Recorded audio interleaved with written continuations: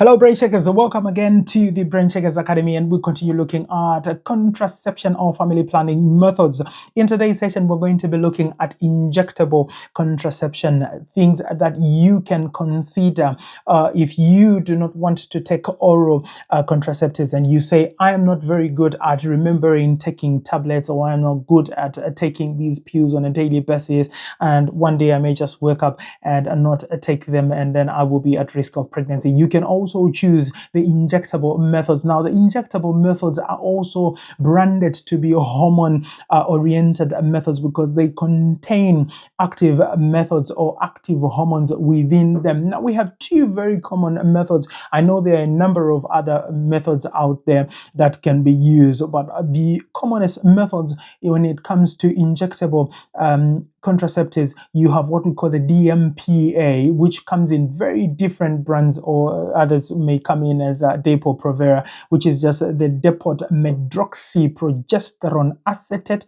That is what we just brand as a DMPA. So you don't need to necessarily remember the technicality of that. And then you also have what is branded as Noristerat, which contains an active ingredient of norethisterone enanthet, which is an active ingredient there. So these are progesterone only type of injectable contraceptives that you can obviously use for some time. Now, let's start with the Depo-Provera, which is the DMPA. Now, the Depo-Provera, which is an injectable, contains the progesterone in it. Now, the progesterone element that is in there normally comes in a presentation of at least around 150 milligrams and is an active ingredient for at least 12 weeks. That means that 3 months. So meaning that every 3 months, you're then going to come back and then have this particular method given to you again. So it means that it is an injection that is going to be given to you intramuscularly, that is into the muscle,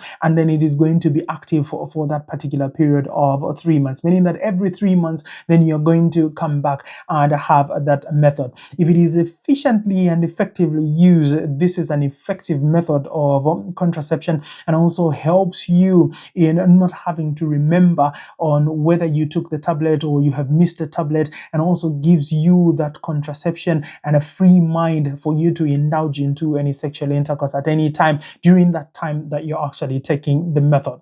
Now, if you are taking the Noristerat, which is having an active ingredient of enanthet in it, it comes into about 200 milligrams a presentation, and this one has a shorter lifespan, meaning that it will only be active for about 8 weeks. That means it is about 2 months. So meaning that every 2 months, then you are going to go ahead and receive another dose for you to still be protected or still be covered during that period that you're using that, and for prevention of pregnancy also to be continuous. So you have to use that method. So even as you begin using these methods, the interim mode of action for these is that they are going to try and prevent ovulation from happening, and at the same time they are going to make the environment in there hostile for the implantation. That means that implantation is not then going to occur, and that even if fertilization at that time had happened, there are chances that then it would end up being gotten rid of, because the environment in there is toxic for that ovum to actually come in and then implant. The cervical mucus as well is going to then be made more viscous, so that it is very difficult for the sperms to then come in and penetrate, get through to the ovum and fertilize it, and then the process of fertilization or embryology then begins. So to counteract all that, the hormones now that you have been given in the body are going to remain at an optimum level to try and prevent all that from happening. Now, there are a number of side effects that obviously come in with all these injectable drugs that you're going to be taking. Most common changes again in bleeding pattern. It means that if you're having a 3-day period, some people may actually start having a 7-day period, some people may have a longer period, and some people may start spotting in between. So you may have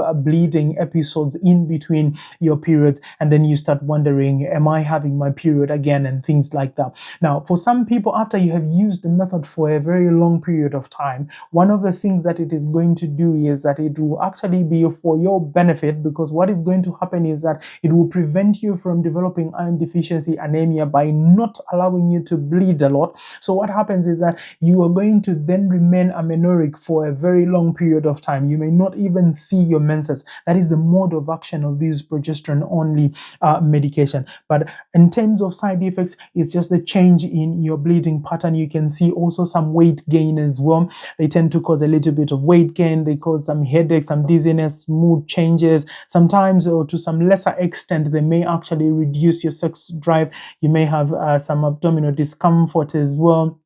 Now, what are some of the known health benefits? So obviously it reduces your risk for pregnancy. It is going to prevent you from issues to do with endometrial cancers, issues to do with uterine fibroids as well. And it may help you and protect you from iron deficiency anemia, because it then makes you amenorrheic, meaning that you're no longer seeing your menses. And so that means that you're not going to be losing a lot of iron when you bleed during the menstrual days. So basically, those are the hormonal methods. Those are the injectable methods. So basically, the two main methods that are very common is the DMPA, which is the Depo-Provera, which can also come in very different brands, but then the active ingredient there will be the depot-medroxyprogesterone acetate, or the one that is containing the norethisterone enanthate, which is going to be branded as Noresterate. And so you need to use these methods, that is concurrently.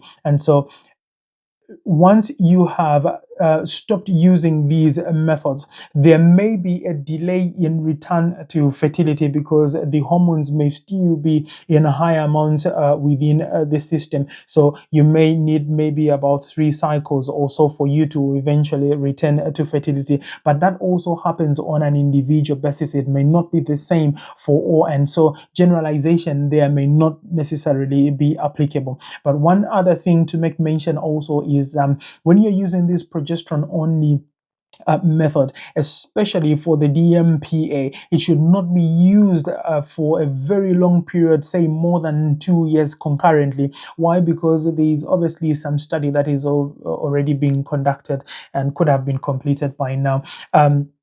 That then indicates that it tends to reduce the bone density and then predisposes you obviously to osteoporosis. This is a condition where your bones now lose that bone density, and then they are fragile, and then they are of more risk for fractures. So if you're using it for a period, you then obviously need some break from it and then reventure into its utilization again. So basically, those are just some of the things that you can obviously consider if you are venturing into these methods. So those are your injectable methods, that is the DMPA, and then you also have the Noresterate. Now I discuss about the other various methods, and if you do not want to miss that, then go ahead and subscribe to the YouTube channel, which is the Brain Shakers Academy. Follow me on all the various platforms, and I'll be sharing all that amazing stuff on there. Now, if you found this particular video helpful and insightful in understanding what injectable contraceptions you can actually choose or utilize on the market, don't hesitate to give it likes.